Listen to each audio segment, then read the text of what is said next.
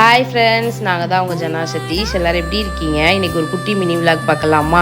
என்னடா காலையிலேயே செம்பருத்தி செடியை காமிச்சிட்ருக்கீனேன்னு பார்க்குறீங்களா? ஆமாங்க, இந்த செடி தாங்க விஷயமே. 6 மந்த்துக்கு மேலே ஆகிடுச்சு. இதில் பூ பூக்கிறதும் இல்லை, இலையும் வைக்கிறது இல்லை.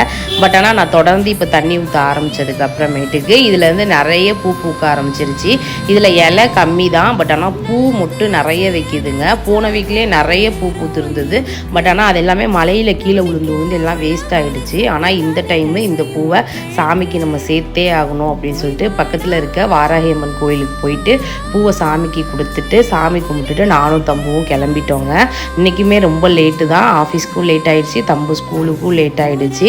இருந்தாலும் போயே ஆகணும் அப்படின்னு சொல்லிட்டு போயிட்டு அங்கேருந்து தம்பு ஸ்கூலில் விடுறதுக்காக கிளம்பிட்டேன். தம்பு எப்போவுமே ஸ்கூலுக்கு போகிறதுக்கு அழுகவே மாட்டான். உங்கள் குழந்தைங்க எப்படின்னு சொல்லி கமெண்ட்டில் சொல்லுங்கள். அப்படியே தம்புக்கு பாய் சொல்லிவிட்டு நானும் ஆஃபீஸ் கிளம்பிட்டேன். நெக்ஸ்ட்டு மினி விலாகில் பார்க்கலாம். பாய்.